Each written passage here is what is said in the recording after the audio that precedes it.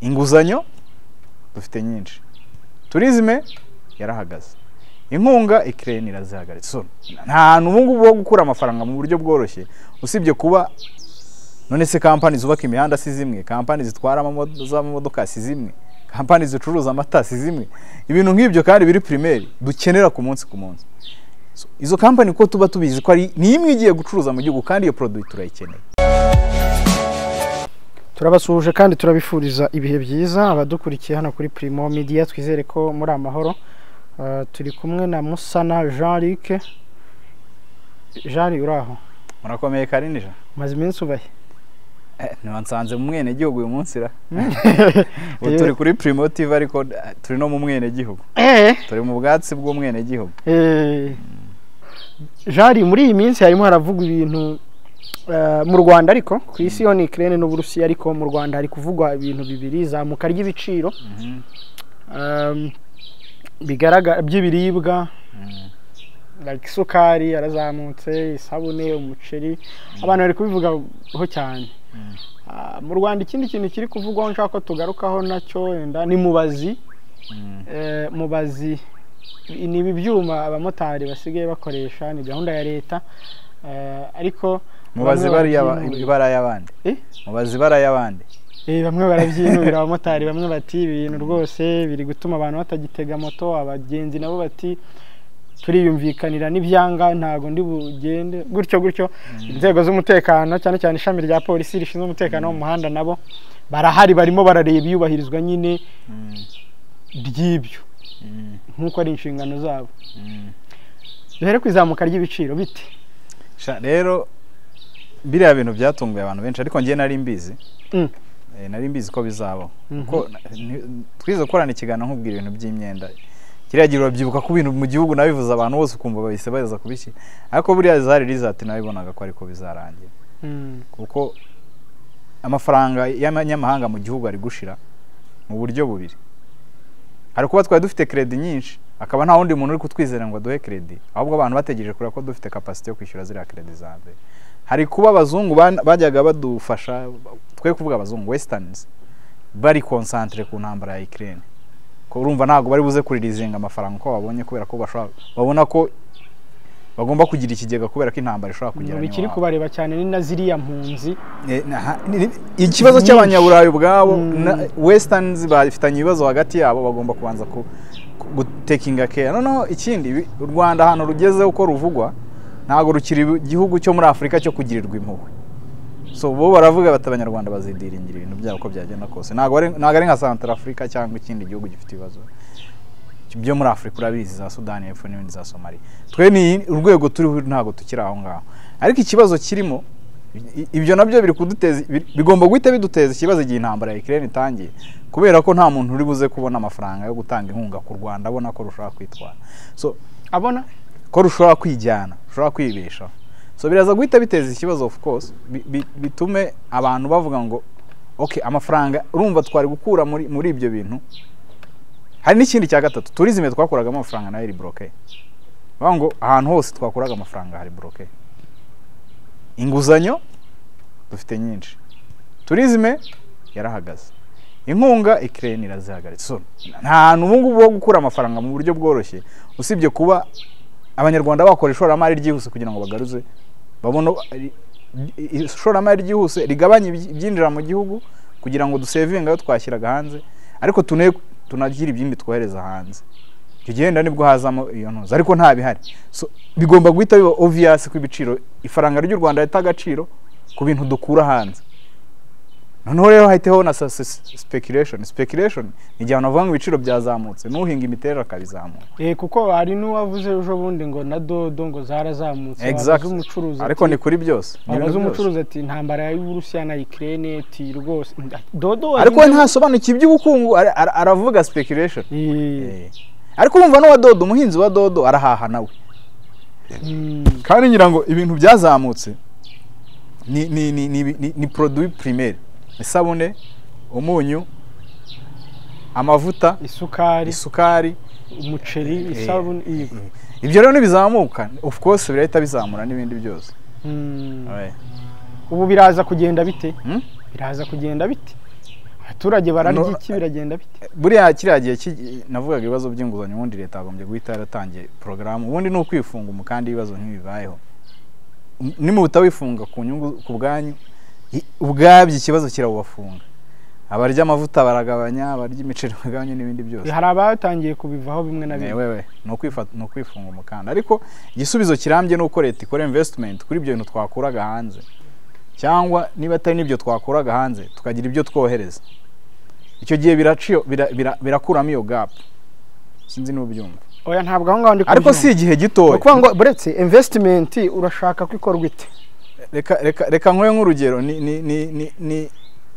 niba tutahingaga wenda reka dufate produit nkeya tugiye kwiyeranja uburyo ki umuceri tutongera ku importing cyangwa ibigori ahubwo dukore byinshi tubye exporting kugira ngo tubone amadevize intambara dufite ubu ni amadevize mu by'ukuri ariko ikinyuranyo hagati y'ibyo u Rwanda rukura mu mahanga n'ibyo rwoherezayo cyakunze kugarukwaho cyane cyari kimaze igihe ariko kubera inkunga n'amafaranga ya tourisme n'inguzanyo ntago cyagaragaraga yego none ubu rero nta bihari ibyo bitatu kandi ibyo bintu byinjizaga cyane so what do you expect shit rate igaragara that's obvious ariko ngiye cyo ndeba ikibazo cyarabaye cyararangiye ahubwo icyo ndeba ni iki cyakorwa kugira yego nanjye niyo mpamvu y'iki kiganiro turebere hamwe ibisubizo bishoboka bishobora gusubiza ibintu ku murongo kuko kugeza ubu ngubu ejo bundi nibwo twari mu kiganiro abaturage bamwe baravuga bati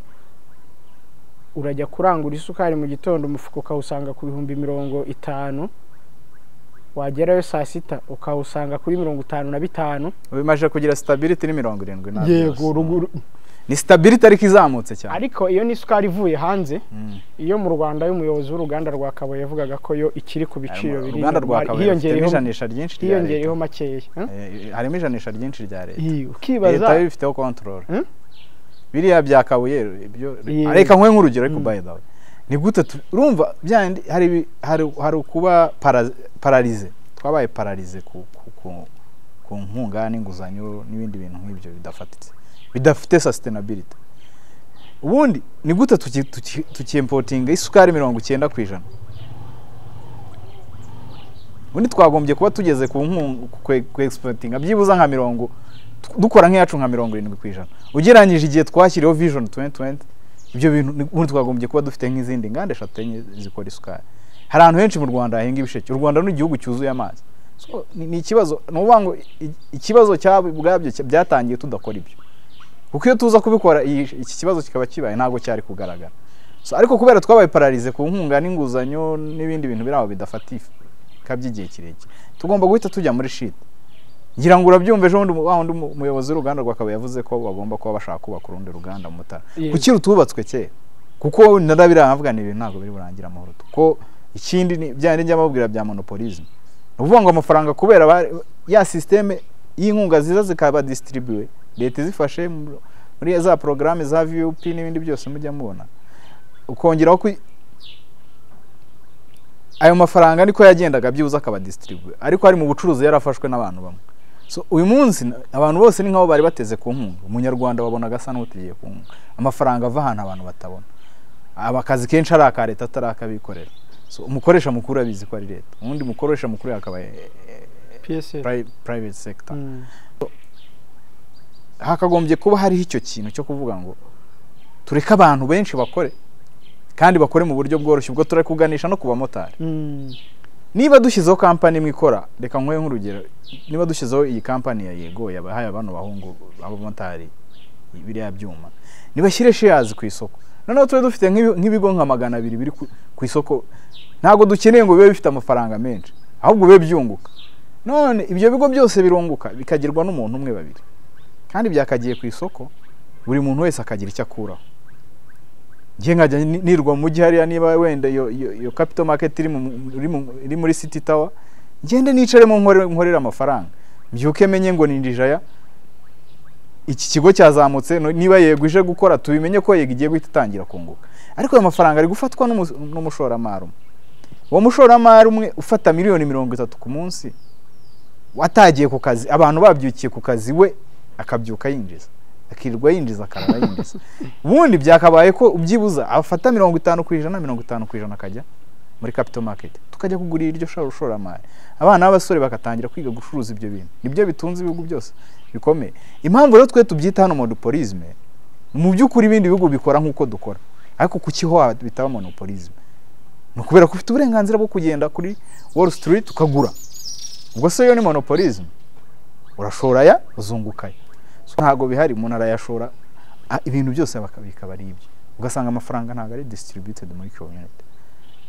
wangu ubwo no kuvuga ngo hari amatari bari kuzahita bareka ku motari bakajya kwibera abashoramari muri Yego kuko bazi uko bikora ariko niba Yego bitwaye byose uwo mushoramari utari n'umunyarwanda noneho by'umwihariko aho ni naho mpagarara nkavuga ni ikibazo gikomeye kuba umuntu ashobora gufata ishoramari ingana kuriya mu gihugu atari umwene gihugu agafatamo noneho ntibatubwire ngo nijanishire niri ngo biri ahantu bigaragara ibinyamakuru bibigaragaze ubundi se mwebwe abanyarwanda bigeze bababwira ngo ni muzane iryo shoramari rirangwa of course Yego niyo umwana w'umunyarwanda ariko natunguye ntagiye kubona ari umuntu w'urundi ruho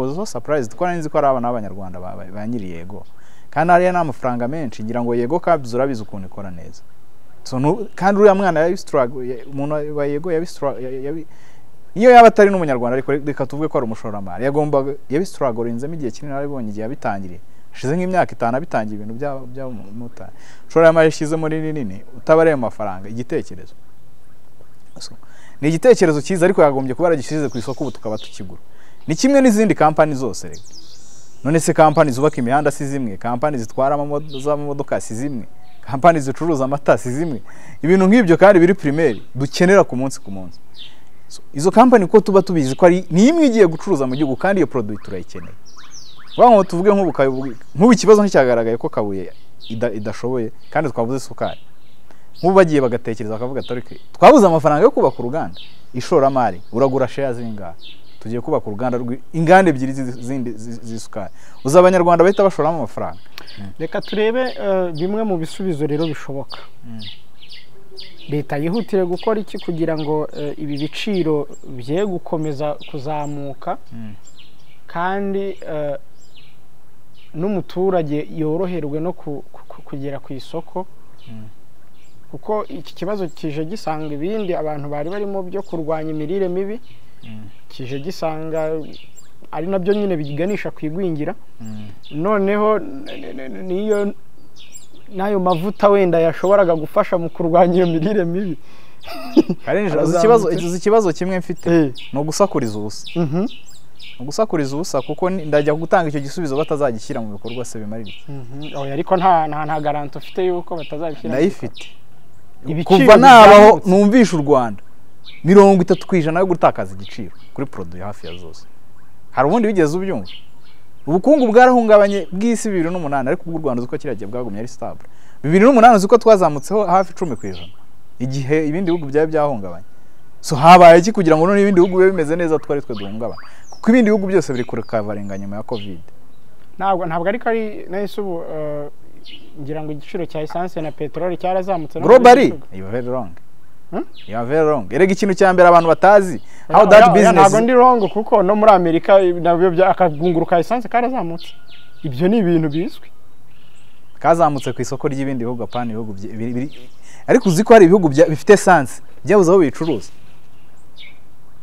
do you know that abantu ntibagashaka kutujyana mu isi y'ibindi bintu mu nyungu z'abantu nibyo njya nkubwira buri gihe ngo abantu ntibumve icyo kintu none se muri angura amazutu uziko babuze aho bayigurisha kuki se abantu badashaka kuvuga ko angura hari mazutu na essence bagurisha si hano hirya niyo wagenda ukayigurayo niyo naho byazamutse pe ariko nijanisha tugeranyije kuki bujye kudukurira petrol ahantu henze kandi hari abaturanyi bayifite kuri make muri angura litiro ya essence ni 0.3 by'amadolari ngira ngo dukoranye partnership gari ya moshi iva iza Zambia tugafatirayo iya Zambia ikaza Dar es Salaam tukiyaciza petrol wasanga itageze ku madolari 0.8 ariko turi kuri idolari 1.2 ninde uri mu gihombo ariko ubwo igikurikiyeho nuko tugomba kugabanya ibintu dukora mu mahanga tukazana ibiri besoin primaire cyane niba hari ibikoresho wenda by'ubwubatsi twavuga okay reka tube dukoresha ibya hano ibi by'ubwubatsi bihenze tube tubiretse twe gushaka komeza gusiganwa n'iyisi ishaka ko tuba ibitangaza. Isi urabizi ko idutegeka kuba ibitangaza kugira ngo tubeho. Dushobora kubalansinga ibyo bitangaza tukaba tubiretse byo kubaka ayo mazu ahenze n'ibiki, tukazana umuceri n'isukari n'ibindi nk'ibyo, nyine leta igashyiraho ama incentives ku buryo nta yindi shuwa dufite. Ariko biragoranye none ko for the political interest abantu babyumva. That's another problem. Kumva ko nyine for the political interest nawe urumva icyo mvuga. Ariko ubundi twagombye nawe for the business interest. Ngeyo nirebera umuturage. Niyo mpamvu uvuze ku nyungu z'igihugu. Nyine nge nirebera umuturage yo ndi kubaza ibintu bijyanye n'ubukungu cyane cyane. TV. Nirebera umuturage ibintu biri buzamuka ariko yahembwa ntazamuke n'urugero. Donc umuntu ntibagerageze gukemura ikibazo bazamura amasalari y'abantu. Niyo mpamvu nge ku isoko biragenda bite kugira ngo umufuka wanjye wongere usubire winjiza 1,100 ku kwezi, bizakenera ibyo kurya, bigakenera minervari, bigakenera kwishyura inzu, bigakenera transport, biraza kugenda gute? Leta niki kwiriye kubanza gukora kugira ngo ako kantu k'ubuzima bw'umuturage budahungabanywa n'iri soko? Ntago nari mbisobanuye neza. Reka mbisobanure mu buryo wenda bugari. Yego, hari ibintu n'ubundi dufite twohereza amahanga. Hari export dufite, hari udufaranga duke tuza muri tourisme, hari akagunga gake kakiza, hari inguzanyo nkeya ikiboneka. Bo icyo leta bigomba gukora ni ukugabanya ibyo nakubwira nyine byo kuba ibitangaza. Niba ari amaproduit buriya ibintu byinjira mu gihugu bituma igihugu gikura amafaranga menshi hanze, harimo ibikoresho by'ubwubatsi burya. So ibikoresho by'ubwubatsi bitaje kubaka wenda inganda bigabanywa, amasima, amaferabeto, ibintu nk'ibyo bigabanywa. Ibiryo bitari ibyibanze kandi nabyo bihenda actually. Amata y'abana ahenda n'ibiki byose birahenda burya cyane, bigabanwe. Amavuta yo kwisigura bizi ko yarahenda, imyenda ihenze. Abantu bari muri iyo investment basobanurirwa ko bagomba kugabanya the quantity ahubwo the quantity yongere muri bya bintu dukeneye biri proper, ari amavuta, imiceri. Donc kugira ngo ubuzima bukomeze, abantu bakura ibicuruzwa hanze, leta ishyireho uburyo bwo ko bakura ibikenewe ko byibanze mu buzima bw'umuturage. Noneho bya biri tudakeneye biri primaire bigabanwe cyane kandi nibyo bihenda. Noneho icyo gihe tuza-importinga bikeya, tujye kubalansinga na export yacu, ifaranga ryacu rigome ku gaciro, noneho ibiciro byongere bigire stability. None se ikibazo nuko uyu munsi biri kuri iki giciro, ariko dukomeje ku-importinga nkuko twi-importing exactly, none cyongera kikubena none stade igiye kuvugururwa. Uri kuvuga ngo ferabeto bazigabanye stade se buriya si inkunga? Hanyuma stade ngira ngo ni inkunga yataki, nta kibazo. Hanyuma abubatsi, abaturage bari kubaka sima igabane. Hari amasima za prime cement, hari simerwa zishobora kongerwamo imbaraga. Icyo ni igisubizo kimwe warutanze cyo kugabanya ibyo dukura hanze bitari byibanze mu buzima. Ikindi ni ugukora natwe byinshi mu buryo bubiri. Niboroshye imikorere. Uribuka mbere yuko Uganda ifunga, abantu benshi bari basigaye bagiye Uganda bakazana amaji. Baya muri frigo yo muri alimentation ugasangamo nka ji nk'ubwoko 10. Ubu ni ji ya company mwikorera mu Rwanda cyangwa ebyiri. So buriya logique yari irimo nuko abanyarwanda kugirana bakavuga tariki ziji dukura hariya bakora gute kugira ngo bazibone tugende tunazizane zigumye ari make yakurushiza hano. Abantu gatangira ku investinga muri ibyo bintu. None nabwo ukaborohereza. Wewe kumva ko umuntu ukoresha mu Rwanda agiye gutangira gukompitinga na rwa Ruganda muvuga. Umworohereze ko nta gushaka kompitinga amasoko ya leta yose nta yarwa. Borohereza abantu bakora amaji bwo no kongera akazi, natwe tugutangira gutwara ayo maji muri Kongo, i Bugande, bitewe ko n'undi mu Rwanda tugira abanyarwanda twigiramo akantu ko gukora ikintu gifite innovation iri hejuru y'ibihugu bindi duturanye. So borohereza abakora utwo investment mu Tuganda tundi two gukora amasabune, isabune izamuka gute, abantu bazi gukora amasabune, ibintu nk'ibyo ngibyo. Noneho biragabanya ibyo dukura hanze, byongere consommation yacu ko uyibona ikintu uragura. Buriya muri mu kabati ubonamo ji nk'eshanu z'ubwoko butandukanye, ugira attention kumva ari kiriya yimerite. So byongera iryo soko ryo mu gihugu, abantu bakonsome, ariko tubone n'ibyo twe exportinga kandi bigabanya ibyo dukura hanze.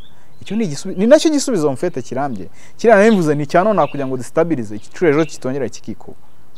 Ariko igiciro cyo kugira ngo destabilize ibintu by'igihe kirekire twe kuzongera kugwa muri shite ya 30%. Kwa burya shite ya 10% ya pas de problème sometimes.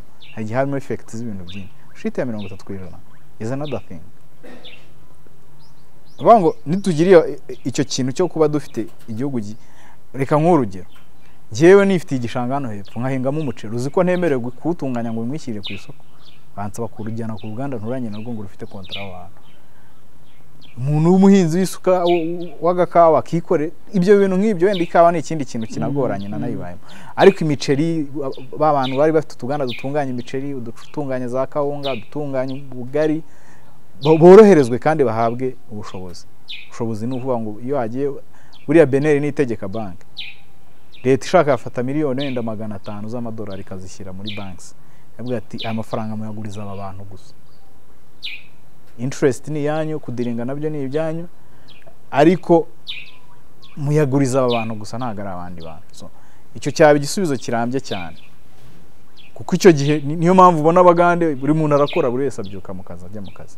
Ikindi ibi bya monopolisme nabwo niba bashaka no kwenda tugira n'umurongo mwiza wo gukora nko muri transport, niba fate si company eshatu Kigali nazivuga ni Royal, ni KBS, ni Jari, sijyane shares zishyire muri City Capital Market, tujye kugurayo shares y'imari n'imigabane, tujye isoko ry'imari n'imigabane, tugende tugureyo shares. Ngiye mvuga ngo nshora miliyoni 2 mu 150, ndabizi kwezi kuzashira nyafite cyangwa 10,000 aya rero yose ariko mbe mbizi ko hari. Ngiye mvuga nti ndashoye muri ya company amafaranga nzayagaruza uko byagenda kose. Cyaba igisubizo nacyo kirambye, kuko kiradukura mu muntu i Kigali hari abantu 2,000 batunzwe na tax mbere yo kwizi company eshatu zifata isoko. Uyu munsi kubera ko Kigali yabaye ngari, ubundi bitunze abantu 5,000 transport abafite udu tax. Bamwe ngo abafite udu tax bafite imiryango, buri muntu afite abana 3 n'umugore. Ku Kigali kuba mu bende abantu 2,100 batunzwe na transport. Uyu munsi abo bagabo 3 na za company n'abashareholders babo nago barenze 20. Y'amafaranga yo kujya mu bantu 2,100 mu bantu 20 cyangwa 30. You are now understand the issue. So ubu rero twavuga ko uri kwitwaza ko impamvu ibiciro biri kuzamuka ku isoko bishingiye ku ntambara y'Uburusiya na Ukraine ntabwo ari yo gusa. Ntabwo ari yo gusa, ariko uyivuga nawe harimo uruhare. Harimo uruhare kuko wenda twavuye muri Covid, wenda ubuyobozi hano bwumva ko ikibazo kizakemurwa n'inkunga n'inguzanyo. Birangira kitakemuriwe n'inkunga n'inguzanyo kuko Ukraine yajemo. So nayo n'umupoliticiye ntago azaza ngo abikubwiye ngo nari niteze inkunga n'inguzanyo none ntibyabonetse. Akubwiye ati Ukraine nyine yatejemo nta mafaranga dufite. We ntago uzabyumva bivuze gutyo, akubwo wenda meni iryo banga. Bishobora no kuba byarabayeho, ariko ikibazo cyatangiye mbere yo Ukraine ba Ukraine. Ikibazo cyatangiye ntago ari Ukraine ifitemo nka 12% cyakoze. Ntago ni hejuru y'10%, 10 aho ngaho. Ariko ntago ari cyo kibazo. Jari turi gusoza. Yego. Karinija wakoze.